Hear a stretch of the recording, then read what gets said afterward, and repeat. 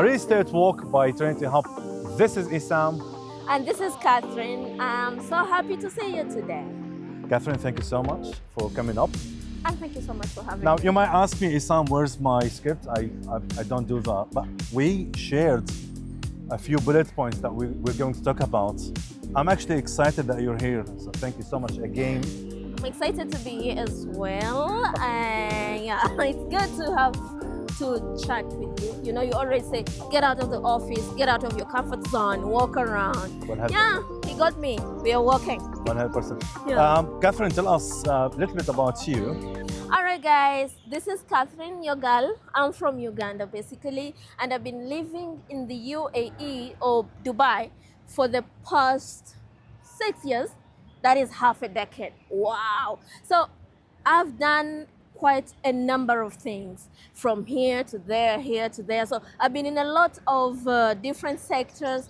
I have a vast experience in the UAE as a country. And then 2 years ago, I joined real estate. Okay, so you've been 2 years with real estate right now. Yeah, 2 Okay, years. And okay. also, yeah. So last week, we video shoot Muhammad, works with you in the office, right? Oh, yes. Such a beautiful soul. Yeah. I also know him.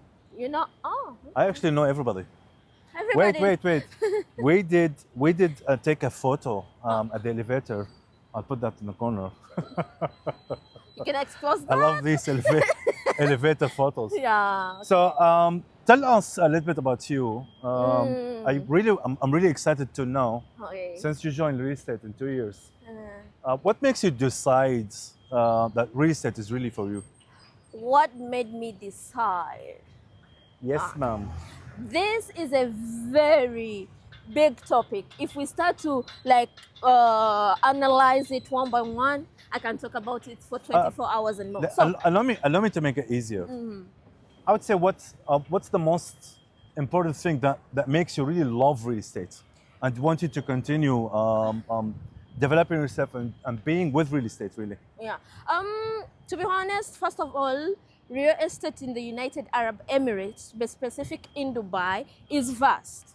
It offers a lot of options to work with, a lot of developers, but none of that drive my interest in real estate. What really drive my interest is the fact that I enjoy people chatting. I enjoy interacting with people. And in real estate, you're gonna meet a lot of people. And honestly, the money is good.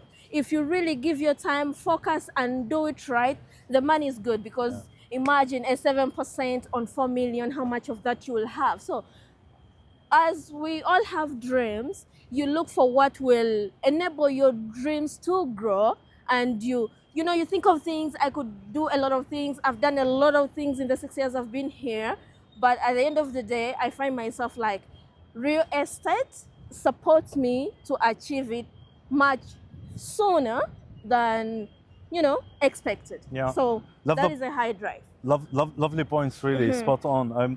I like what really fascinates me is the meeting with people Oh, and understanding clients, the requirements, what they're looking for, really. So it's like you're really addressing their specific needs. yes. And the idea behind that, it's irrespective what your client is.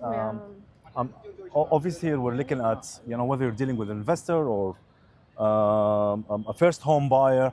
The idea here is really addressing their needs, getting to exactly what they're looking for. And here goes my second question. What was the most challenging bit that you the actually faced in real estate? Oh God. See, just like any other job, just like anything else you want to do, you cannot start if you don't have the necessary information, necessary tools, necessary anything. Like us, where I come from, we are farmers. You can't go to the garden without the materials. You need to organize fast. But the challenge is in real estate, if you don't have information, darling, you're working with people, so they're gonna see through you. Like, if you can't be firm on what you're saying, they're gonna see through, they're gonna call you, excuse my French. So the biggest challenge for me was to get the information. But on a day and age, you know, we have people like Mr. Isam who have Trainity.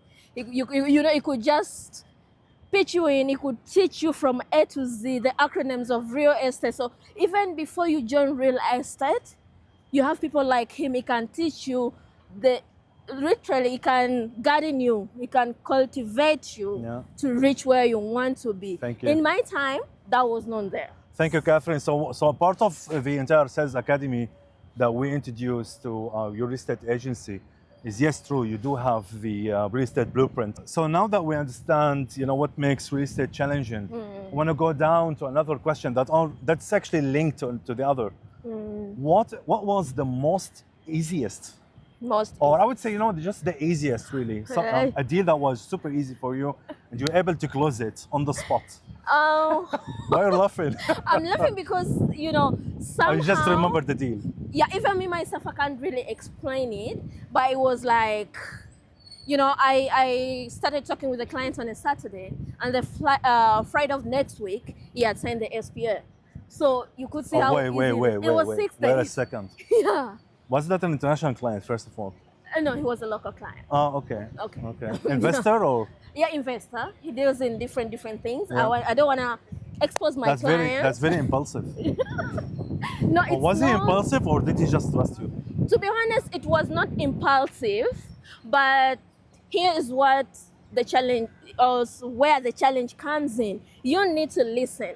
I noticed why he didn't buy from all other agents he was talking with, because at the time he was talking with at least 7 agents. I was the 7th. But what did the trick? I listened to what he wanted. You know, you don't offer him what you want. You know, when a client hates something, you hate it. When they love it, you love it. Yeah. So that is very important. Yeah. And for me, the reason why I closed the deal, I was very honest with him. That is number one. Because I met him on a Saturday. When I called him, he said, yeah, I'm right here. Can you meet me at this downtown, this place? I said, okay, I'll be there. I went, I met him, and he told me, oh, I have another meeting arranged with another agent, but we could stay in touch. I said, cool. Tell me what you want, okay? I'll go do my research and get back to you. Catherine, Yes, thank you sir. so much. So this was, you know, for me, a wonderful experience that you went through to really handle a very, one of the easiest deal that you actually sold ever. Yeah. It becomes easy because you went down to the basics and the essence of really understanding what your client wants. Yeah. So again, addressing needs. You make it easy for you and for your clients. Really interesting. Now it's to go down to another question. I have one more question for you, really. How do you actually handle a hesitant client? You know, client would say, "Let me think about it. I'm gonna go talk to my wife, and then I'll call you back." Or they would just say, like, "Give us few days, and then I'll get back to you." How do you address such objections? First off, I will be very, very open with you. Usually when they say, you know, I'm gonna talk to my wife, yes, wife is the boss, they make decisions, but usually the man or whoever comes to you is the money maker. Yeah. So they can make that decision and inform their partners. Yeah. But most of the time when someone is hesitant, maybe you've not got to the niche of what they want. You know, and because some of us, we don't listen. We look at the money and how much commission I'm going to get. Yeah. Okay. Yeah. But when you listen, because a client who tell you, I want close to the beach or front seaside, I want this much bedroom, this is my budget. So when you have, let me stop you for a second, because it really got me excited now. You've got a client, you show them exactly what they want in terms of what location, size, it ticks all the boxes, right? Yeah. However, they still they still give you that objection. Let me think about it, or I'll get back to you. Someone who's really hesitant. How do you respond to such objections? To be honest, the objection itself usually, for us, we think we've ticked all the boxes, but there is one box that is missing, and it is called trust. You didn't build enough trust for this person to be completely honest with you or open with you. Yeah. This is the truth. You might check out everything. You know, we have to, like I said, cultivate the relationship. So again, we actually build trust with the client. Yes. Getting down to the basis of their wants. Yes. Maybe talk less, listen more. The option you're going to suggest need to come from a place of understanding. Why is he buying it? Is it ROI? Is it capital appreciation? Or it is for himself? Once you understand that, you can notice their properties, they are not seaside, but they are going to give him the same return on investment as a seaside project. I love that. You know? I love that. So at the end of the day, Mr. Client, you can buy here. However, you can buy here and you get the same appreciation as this place. Yeah.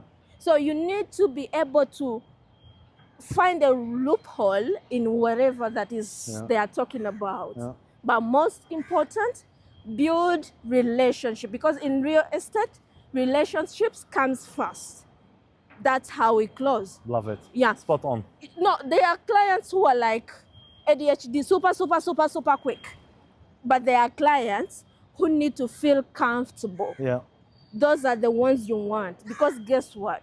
They always come back. Yeah. When you make someone comfortable, they always come back. They recommend you. And to be honest, a lot of us close through recommendation. Yeah, I love that. So yes. Catherine, thank you very much. We are right now towards the end of this lovely episode.